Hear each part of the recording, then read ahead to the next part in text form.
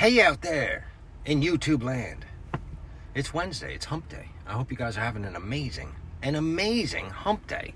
I just ran into Quick Check. My home away from home. The only place I go to more often than Lowe's is probably Quick Check. Sparkling water, club soda, seltzer, maybe a Red Bull every once in a while. Anyway, while I was in Quick Check getting my sparkling water today, which gets me pumped up, who would have known that carbonated water was going to get you all kind of juiced up, right? While I was in there, the newspapers are there, so you got to look at them, right? Like an accident, you got to look at them. I don't know if I ever told you guys. Yeah, I did. I mentioned in the videos that I haven't watched the news or listened to the news or really read newspapers in over 10 years. It's not like if somebody's walking towards me and they're carrying a newspaper that I do the sign of the cross and I walk to the other side of the street and say, get away from me! I don't do that. But I don't go out of my way to read the news or listen to the news because it just never did anything for me. It was a negative thing. And then I'd hear one horrible story and then I'd hear another one that was even worse. And then the next one was even more sensational. And all of a sudden I'm making reservations to go over to the Middle East and, I don't know, kill someone. All right, that's an exaggeration, but you get the point. My life has taken a turn for the better as a result of not watching the news. Anyway, that's my little tidbit. But while I was in there, and you can't look away, you have to look, I saw this little article thing on the front page of one of these newspapers, and it was this guy, a doctor in a suit, CEO of a multi-million-dollar company, tooting his horn about how beneficial it is to rent versus buy a house, and then touching base upon, I could read pretty fast, so while I'm waiting in line, I read all this. So, don't buy a house, he's saying. Rent instead, it's so much better. And then never invest in real estate because the stock market is so much better. Well, I have a little rebuttal to that. So I changed locations because I was picturing getting a knock on the window while I'm making a video in a Quick Check parking lot from a cop, and him knocking, saying, hey, have you been drinking? And me saying, well, you got me.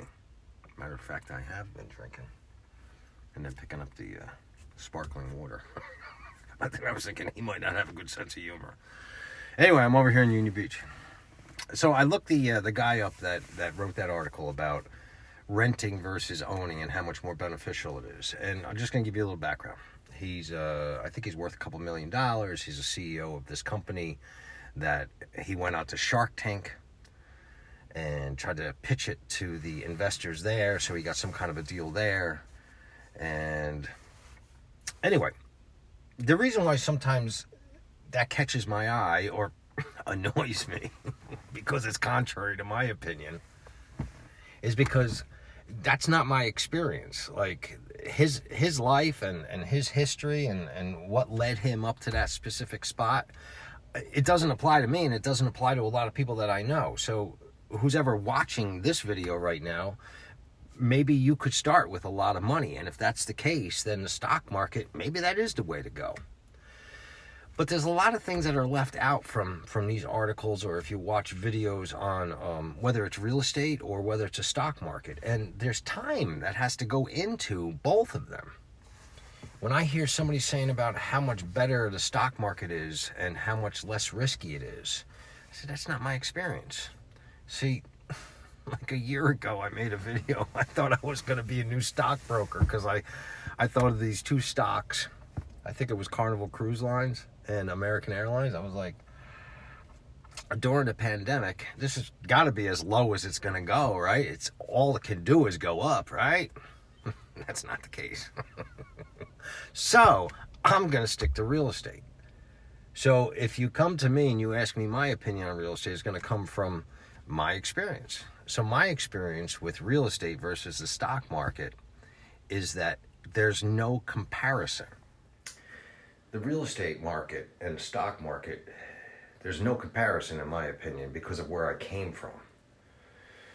So the guy that wrote the article, it seems like he came from some money. He had some money and he had an option that I didn't have at the time. So he could take this chunk of cash and he can either put it into the stock market and invest it, or he could put it into buying his own house. And he chose to put it into the stock market. And I would imagine from the article that he wrote, that it worked out for him. Good for him. Maybe it worked out for you too. I didn't have any money to invest in either real estate or the stock market. My first deal, real estate, I've said this in other videos, is I had to get a cash advance on credit cards. And then I had to talk to Diane because they were her credit cards. I guess if somebody's really knowledgeable about the stock market and has a history of success making money in the stock market, then they can make an argument, well, you could have taken that same money and put it into the stock market, Harry, and maybe you would have made more. I don't think that's the case because of the house that I bought and how much money I made on that house. It also doesn't make too much sense because if you have that kind of a history of success of making money in the stock market, then you wouldn't need to go and get a cash advance on a credit card. So, our histories are different. Maybe you fall somewhere in between. This is to somebody that is on the fence about whether they're going to rent or they're going to buy a house. And there's some assumptions that I'm going to make here, that you don't have a lot of money saved. Let's say you have $15,000, $20,000 saved. And you're thinking about maybe putting it into the stock market and going out there to rent versus buying a house. Let me give you a scenario so that at least you can compare the two, like intelligently. In my area, in New Jersey, I think it's fair to say that you can buy a modest house for $300,000. You could come up with a down payment. I put $15,000, but you can actually come up with $10,500 if you were going FHA. But for simplicity, I'll put down $15,000. The 3% appreciation, that's a historical rate over the past 50 or 70 years. It's been 3%. So I'm going to use 3%. I'm not going to use today's appreciation rate, which is like 15 or 20%, but we're not going to go there. The 3% appreciation really, doesn't seem like that much. Doesn't seem sexy. Matter of fact, somebody could say, hey, 3% is kind of stupid, Harry. But let's remember something. The 3% appreciation equals $9,000. It's off of the value of the house, not the down payment. Because, if you only made 3% on the down payment, what would that be? It would be $450. That's not a lot of money. But $9,000 on a $15,000 down payment, what is that return? That's a 60% return. Now, I know you're starting to get a little excited. Like the 3% didn't get you really going that much. But now you see a 60% return on the $15,000 down payment. 60%, that's awesome. You have $24,000 in equity in the house.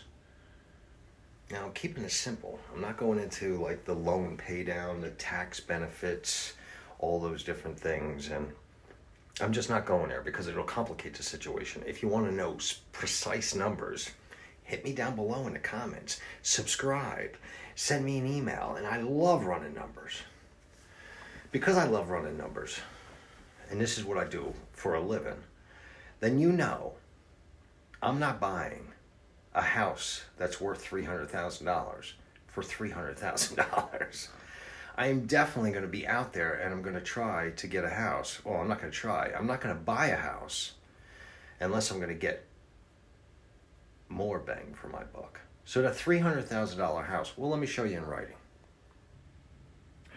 So, as a real estate investor, as well as someone that wants to make money, if I'm going to buy a house and spend $300,000 on it, then I want it to be of a higher value than that. And it's realistic, and I'm not spending $300,000 on anything that's worth less than $325,000. Now, that 60% return that I just said, the return is well above 100%, and the equity that you have in the house is now $49,000. All I'm going to say is to the author of that article, let's just call him Dr. Renter. I just came up with that. I don't know where you get that kind of return in the stock market, right? Now, the other part of that article was not investing in real estate. The scenario that I just ran for you was if you bought a home and you lived in it. Which even is better in my opinion because you're living in some place that's making you money. As far as building wealth and moving on and using that piece of property as an investment and not just a place to live, you're going to get into phase number 2. The assumption I'm making here is that you don't want to get into real estate investing altogether. You like the job that you're in, you feel secure. The risk factor of going into real estate investing as a full-time job is not something that you're interested in right now. However, you want to build wealth. How are you going to do it? You're going to use your first property that you bought to piggyback off of, or in other terminology, you're going to house hack. House hack? What's house hacking, Harry? That's when you live in the property that you're treating as your investment, and then you move out of that property into another one.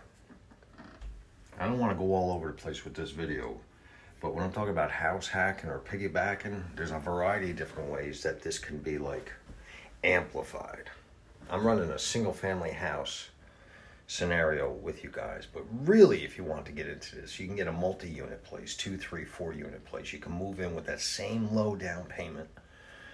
You can build up the equity in that house, and just after 1 year move out, and you got cash flow. Like, just thinking about it, I start getting like, oh my goodness, this is amazing.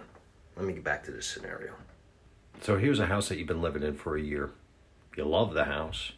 You made quite a bit of money on there as far as you bought it smart, and you have $49,000 in equity at the end of just year 1.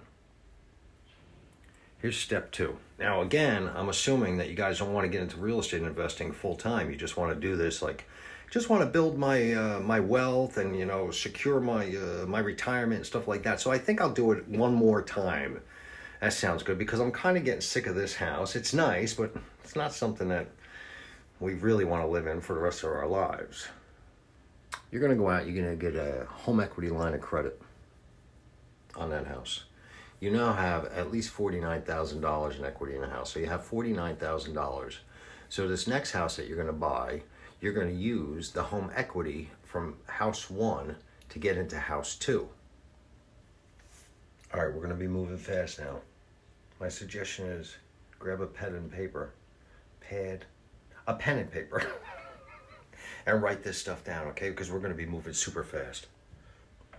I can't emphasize enough that this is just after year 1. So in 1 year, you took your $15,000 that you had saved up, and it's now worth $49,000 because of real estate.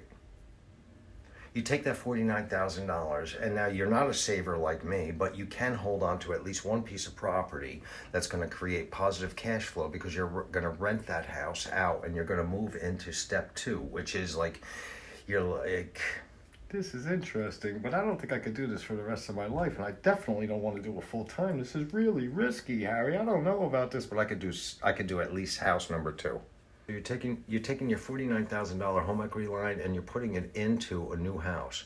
You're going to buy that house for $325,000. Now you already know from scenario 1 that we're not buying a house that's worth $325,000 for $325,000. We're going to buy a house, and I'm being modest here because by this time you're like, no way, 25 is not enough. But I'm going to still use $25,000. You're going to get it. You're going to get a $350,000 house for $325,000. And now in this case, you're going to put another $25,000 in sweat equity. Over the next year, you're going to paint the walls, you're going to do little things here and there, you're going to fix that broken fence, the property values are going to go up 3%, everything else. At the end of year 2, you're going to have sweat equity, and you bought it under value, and your equity is now going to be $99,000. Harry, you lost sight of the fact that I don't want to do this for a living. I don't want to do this full time. It's not something that I'm interested in. However, taking my $15,000 and in the end of year 2, it's now $99,000. I got to live in these houses that I would have been renting anyway. I am thinking about maybe doing it one more time. I could do it one more time because, you know, my wife and I, we want a nicer house. So we're going to stay in this phase number 2 for maybe 2 or 3 years. And then I think we can move to our dream home. All right, so you stay in that house for 4 years, and you go out and you find your dream home. Yahoo! No more real estate investing. Although it was interesting, I'm not really into it, Harry, but I will rent out that second house. Well, great, let's look at the scenario. You now have 2 houses with appreciation. You bought them undervalued, don't forget. they're now worth $750,000. The equity that you have in just those two houses is $175,000, and the cash flow, the positive cash flow, now you only have 2 units. But Harry, I never wanted to be a landlord. I told you that from the first day. I never wanted to be a landlord. Well, you got 2 houses. You're going to be a landlord.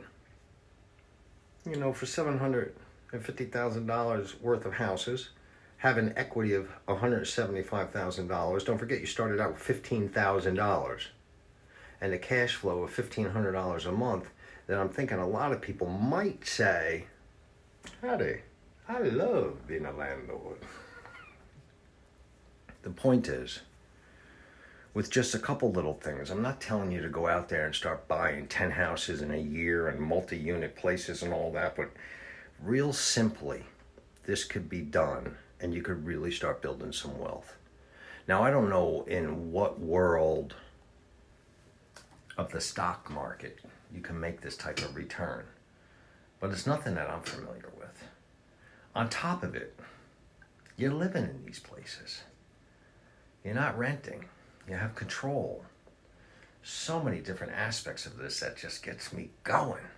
So, if you have any questions about buying real estate, or you have any comments that are contrary to my take on this, leave some comments down below. Let me know. If you got a better way, I'd love to hear it. If you have a house in mind, you want some numbers to be ran, or you want more detailed numbers, let me know down below. Either way, hit subscribe, hit a comment, hit like. See you later.